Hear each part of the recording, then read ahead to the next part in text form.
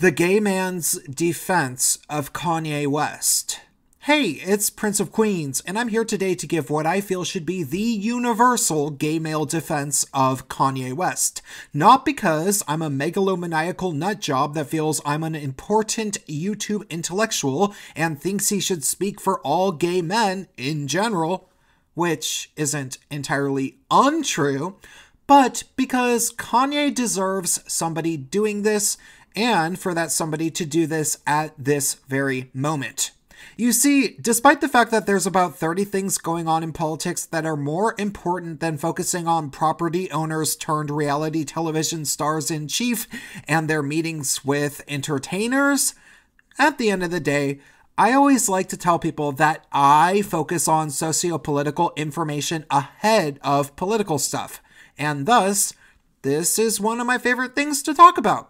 And so, yes, Kanye West did meet with Donald Trump in the White House earlier in the week. And it was very. Everybody is saying he's crazy, of course, because, well, probably because he said things like this that I can justify in my head if I try really hard, but of course I do have to stop and actively try to push myself to think about what he actually meant here. The liberal will try to control a black person through the concept of racism because they know that we are very proud, emotional people. So when I said I like Trump to like someone that's liberal, they'll say, oh, but he's racist. You think racism can control me? Oh, that don't stop me. That's an invisible wall. Now, granted, what Kanye was supposed to be talking about was the following, but the following clip is about all he really mentioned of it, as far as I remember. The thing that the head of the police and Mike Sachs met with me last night at the Soho House about was we feel that stop and frisk does not help the relationships in the city.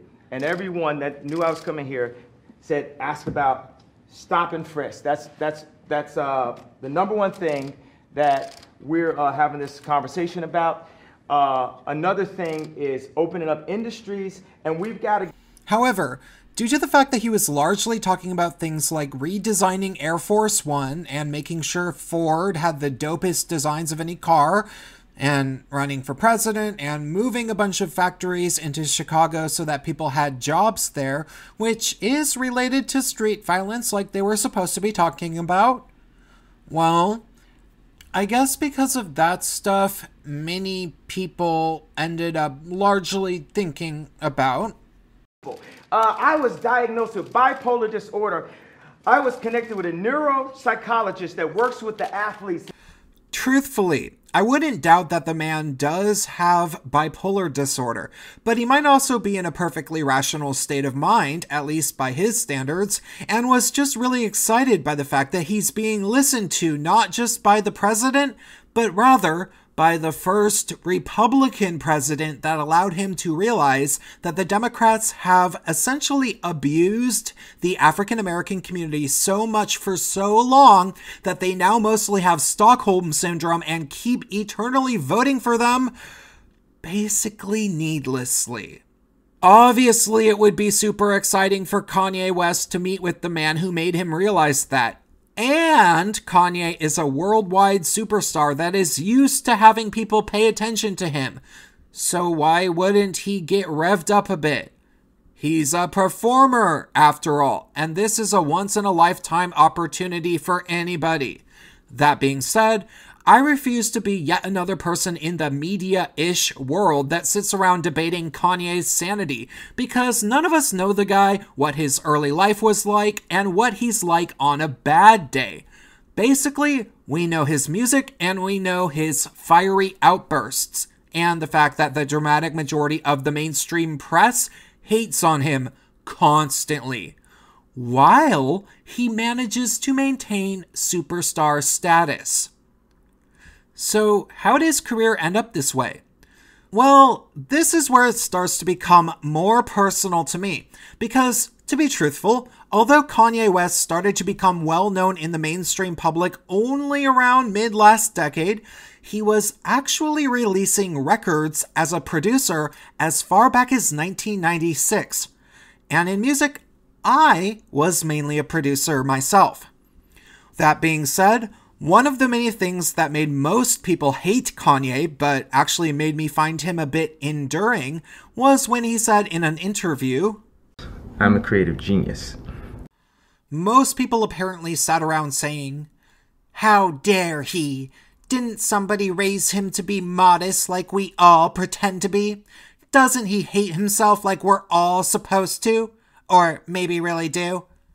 However, to me, it made me start thinking about what little I actually know of his work, and I ended up doing some searching about how much music the guy has actually made, and it's a lot.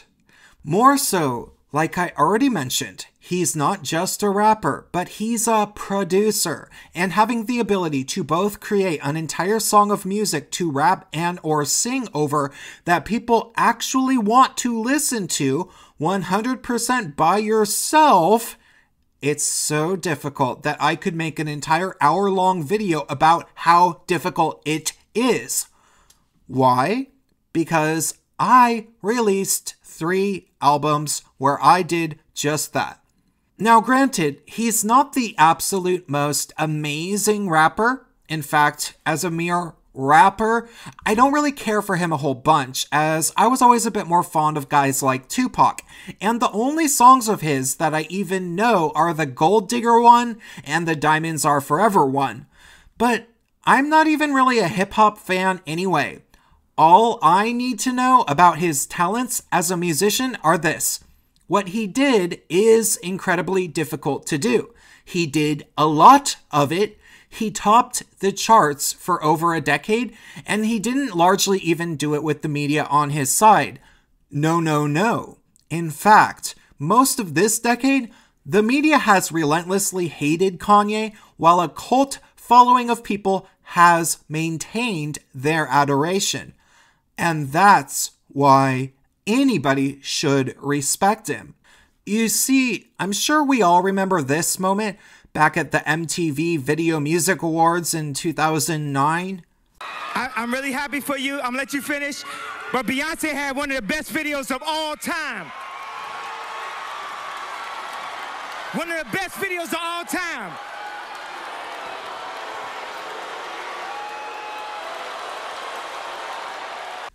That was truly a cringeworthy thing to do, of course, but surprisingly, while there were endless memes making fun of him, there were also a lot of people in media defending him, as he was standing up for Beyonce at the peak of her popularity, and he was still in with her and Jay-Z back then, so he had friends in very high places.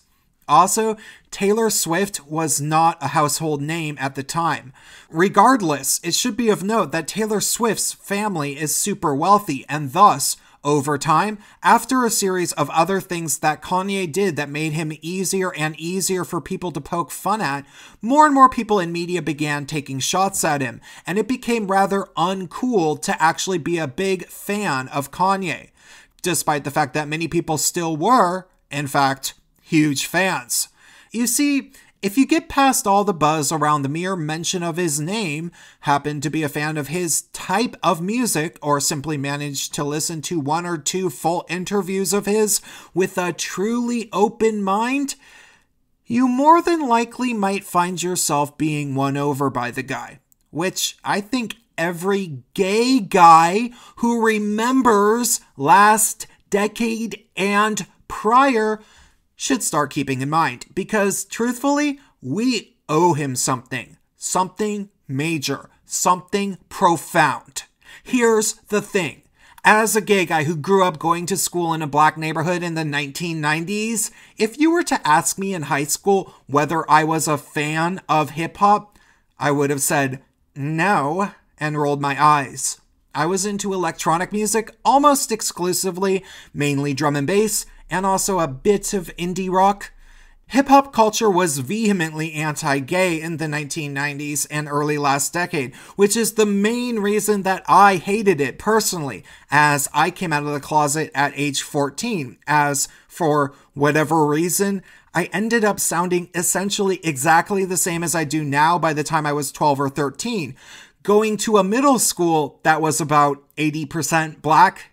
Therefore, it was astounding when Kanye West was first becoming really, really popular and he managed to get a lengthy interview on MTV and tell the whole world that hip-hop culture had conditioned him to be homophobic and that he didn't like it. It's kind of when the turning point where I was like, yo, this is my cousin. I love him. Like, and I've been discriminating against gays. It's like, do I discriminate against my cousin? And then everything starts to click. You know, he brings his partner with him to, like, Thanksgiving and all that. And you just had to sit back and think, like, damn, you know, hip-hop really is about, it seemed like it's about, like... To be truthful, every time I watch that clip and I see Kanye tear up, I water a bit in the eyes myself. I almost kind of start crying in the same way that he did. Can you imagine how brave the man must have been to do this in 2005? Back when a seeming majority of hip-hop artists made fun of gay guys in their lyrics fairly frequently, and you could straight up get jumped for even seeming gay in most high schools by kids that mostly listen to hip-hop? Furthermore, back in 2005, it was almost unheard of to hear hip-hop at gay bars. Gay clubs almost entirely played top 40 music like Justin Timberlake, Mariah Carey, and Gwen Stefani, or electronic music like house and trance. If you did ever hear hip-hop, it was stuff like the Black Eyed Peas and Missy Elliott, which might as well be hip-hop light. However, once Kanye came out and said what he did, things did, in fact, slowly but surely start to change. Granted, Eminem's duet with Elton John at the 2001 Grammys predated it by 4 years, but everybody always felt that that was performative and shallow, and, of course, those were two white guys.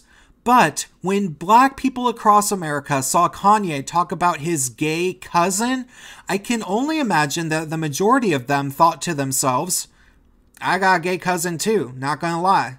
And now, 13 years later, there's all sorts of gay rappers, and nobody thinks it's weird. Even beyond that, if you're a gay guy that likes hip-hop, you'll have absolutely no trouble finding gay nights that almost exclusively play hip-hop, no matter where you are. Was all of this due to Kanye? No, of course not. Cultural attitudes were changing anyway for reasons so complicated I could ramble about that for another hour by itself.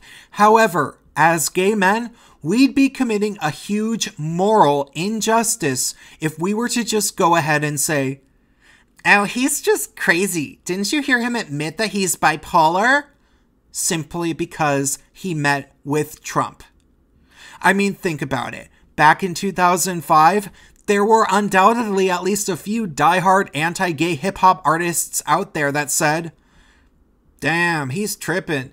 You couldn't get me on enough drugs that I'd go on MTV and say something crazy like that.